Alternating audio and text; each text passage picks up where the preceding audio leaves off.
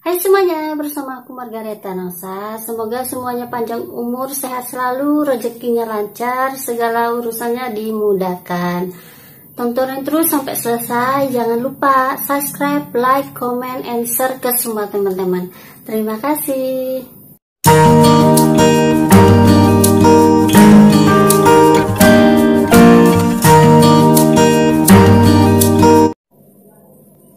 Hai semuanya, semoga semuanya sehat selalu. Kembali lagi bersama aku Margareta. Hari ini aku mau bercerita tentang pengalaman ini. Aku temuin di tahun 2009 pas aku masih kuliah, dan kebetulan teman satu kampus. Di kampus aku itu kita tinggal di asrama dan kita ketemu sama teman-teman yang beda-beda daerah, beda-beda bahasa gitu. Dan di satu kamar itu aku ada lihat salah satu teman gitu yang dia selalu murung dan selalu menyendiri gitu. Dan aku dengar dari teman-teman yang lain pada ngomongin, si itu kenapa sih kok dia suka menyendiri? Dia suka diam aja, dia suka melamun, kadang kayaknya dia nangis sendiri, kata teman yang lain. Dan aku juga, biarpun aku di asrama, tapi aku sering main ke kamar teman yang lain gitu, karena teman akrab aku itu beda kamar sama aku istilahnya. Tapi biarpun teman akrabku beda kamar, tapi aku rasa di kamar itu adalah saudara aku semua, karena kita di situ ketemu sama teman-teman yang beda bahasa dan sifatnya juga beda gitu. Terus ada salah satu teman yang nanyain ke aku, si itu kasihan tahu, dia ada apa ya, kayaknya dia ada masalah katanya gitu kan. Nggak tahu, aku nggak kenal sama anaknya yang mana kan. Pas kebetulan waktu itu aku juga belum terlalu paham karena masih baru, belum terlalu hafal muka-mukanya yang mana, biarpun satu kamar, tapi kan aku belum tahu gitu namanya siapa-siapa dan orangnya yang gimana gitu. Ternyata aku penasaran gitu. Pas pagi aku lihat kan, pas libur aku lihat tuh pada sarapan kan, kita cateringan ya, ada yang tugas ngambilin catering, ada yang nyapu ngepel gitu kan. Pas kebetulan aku piket aku yang ngambil catering. Begitu kita makan bareng nih, ngumpul gitu. Dan teman yang satu ini dia tetap murung gitu. Ya udah tuh, pas selesai yang lain udah pada mandi, nyuci segala apa, dia masih tetap murung. Aku samperin tuh salah satu teman yang sering diomongin tadi. Bukan diomongin yang jelek, karena satu kamar kan kita bagusnya tuh kompak gitu. Tapi yang itu dia suka menyendiri. Aku samperin, "Hai, nama kamu siapa?" Aku gituin kan. Nama aku anggap aja namanya A gitu. Nama aku A. Oh ya udah tuh, kamu kenapa kok kamu suka menyendiri? Ayo dong gabung, aku gitu kan. Oh iya, kamu dari mana? Aku bilang kan asal aku. Terus cerita-cerita ngobrol. Pas udah sorenya kita pergi tuh cari jajanan ke belakang asrama, kan gak jauh. Aku ajak tuh dia, si A itu mau pergi sama aku. Tumben tuh dia mau ketawa-ketawa kan, kita bercanda-bercanda gitu kan, mau tuh ya di kampus. Dia melamun lagi. Aku pergi sama orang suka menyendiri. Terus aku samperin kan, kamu ada apa? Ceritalah sama aku. Terus aku pergi ke kantin kan, pas makan siang. Terus dia samperin, pas kebetulan kan belum masuk, kita udah pergi tuh ke kelas. Kebetulan kelas lagi sepi karena lagi pada makan siang. Pergi ke kelas, dia cerita, dia nangis cerita sama aku kan. "Eta," katanya, "makasih ya kamu udah mau temenan sama aku, kamu mau nyamperin aku," katanya bilang kayak gitu. "Kenapa?" "Aku mau cerita, aku boleh nggak?" katanya gitu kan. "Boleh, cerita aja, siapa tahu aku bisa bantuin," aku gituin. Pas ternyata si A ini dia udah pernah nikah dan dia sudah punya anak satu. Tapi anaknya itu dibawa suaminya. Dia dipaksa, si A ini dipaksa sama orang tuanya cerai sama suaminya. Karena yang pertama karena dia disuruh orang tuanya kuliah gitu, dan umur dia juga masih muda. Terus aku tanya, lah kok kamu bisa nikah sama dia kalau orang tua kamu gak setuju? Iya, katanya, karena aku hamil di luar nikah, katanya gitu. Pas kebetulan aku kemarin abis ujian mau kelulusan SMA, aku katanya bilang hamil. Untungnya udah selesai katanya. Terus aku nikah katanya, tapi aku dipaksa sama papaku sama mamaku pisah sama dia, katanya bilang gitu kan. Terus anak aku sama dia sekarang katanya, tapi aku kangen sama dia katanya, sama mantan suamiku dan sama anakku, tapi aku masih sayang sama mantan suamiku. Makanya aku disuruh orang tua aku pergi ke sini, kuliah ke sini, dibilang kayak gitu. Ya udah tuh, pas udah cerita kan udah sampai nangis pas ya ampun, aku bilang kayak gitu, kamu sabar ya, mungkin dibalik ini juga ada hikmahnya, intinya kamu harus sabar, jangan putus asa. Oh jadi gara-gara itu kamu suka menyendiri, suka murung? Bilang iya. Yaudah mulai sekarang kamu jangan suka menyendiri, jangan suka murung. Kamu janji ya jangan ngasih tahu yang anak yang lain. Bilang iya, aku bilang kayak gitu kan. Sampai sekarang kayaknya nggak ada yang tahu. Cuman aku sama temanku yang satu, karena dia juga cerita sama temanku yang satu. Aku 2 orang kayaknya satu kampus yang tahu itu. Mungkin sampai selesai kayaknya, sampai sekarang gak ada yang tahu. Itu pas malamnya dia manggil aku, Eta sini, katanya bilang, kenapa?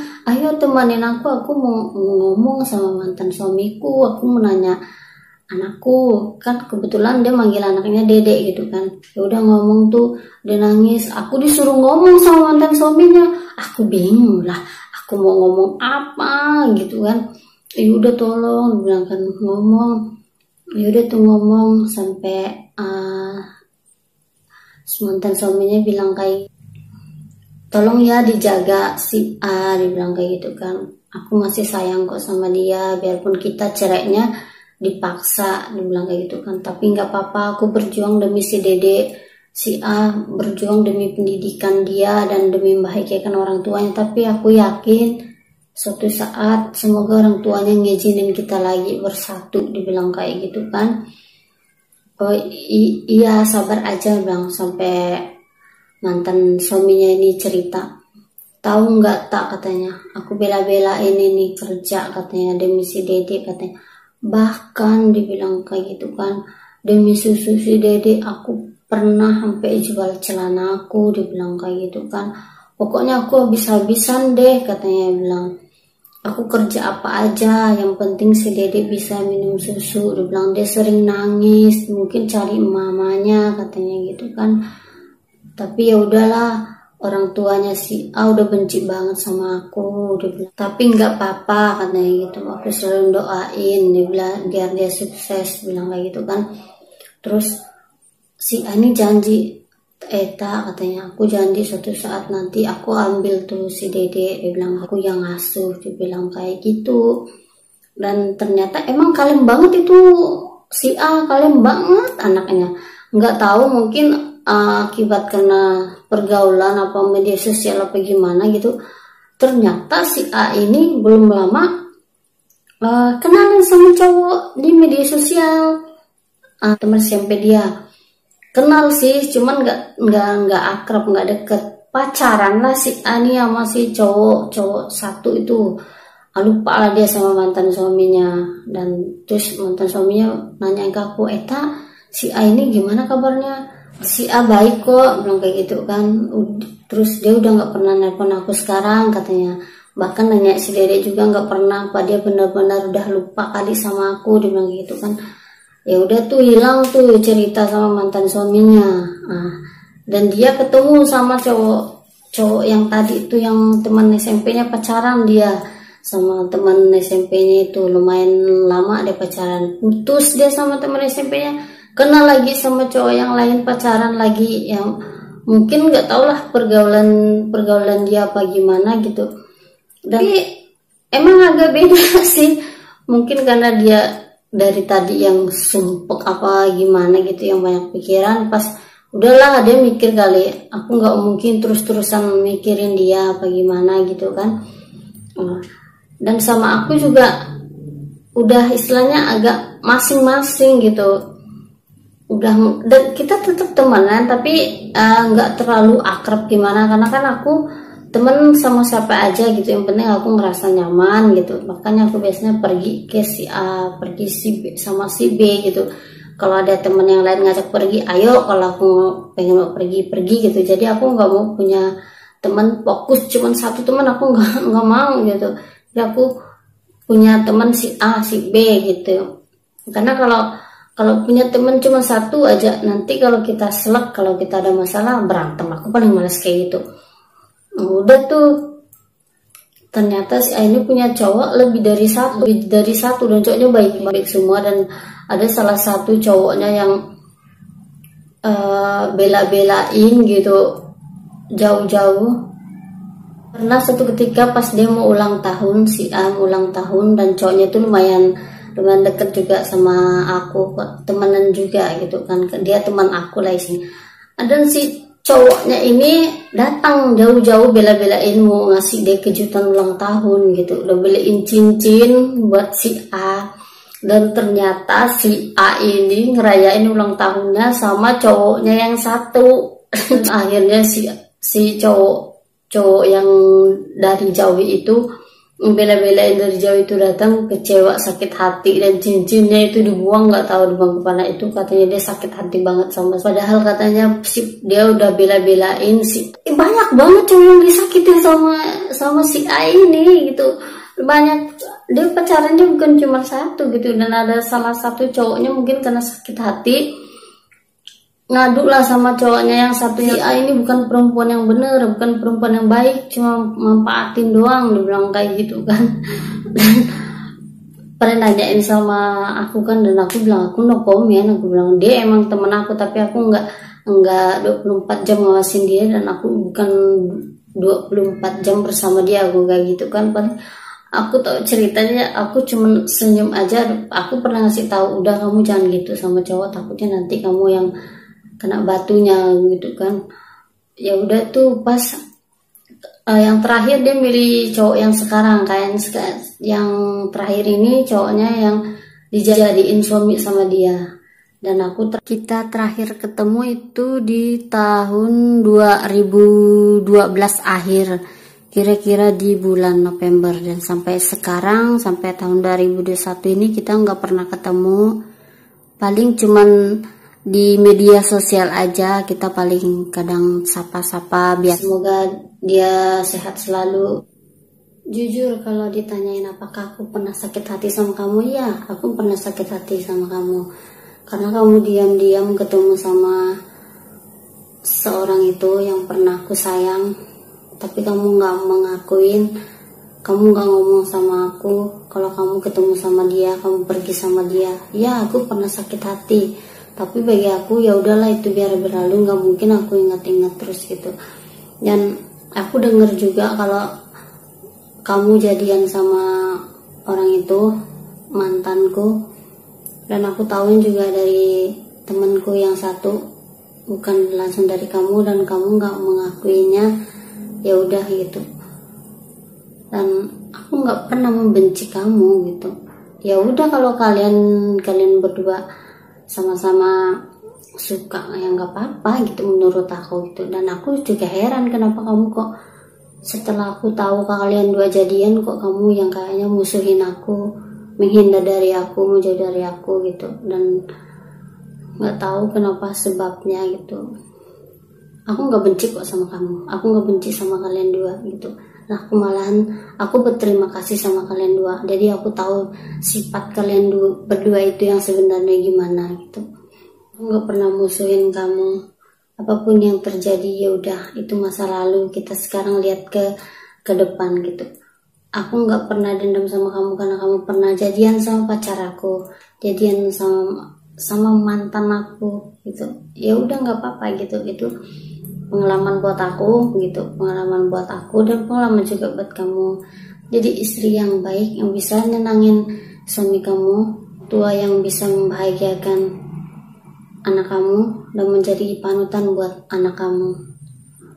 Terima kasih kamu udah pernah nganggap aku sebagai teman kamu, dan aku juga senang bisa kenal dengan kamu.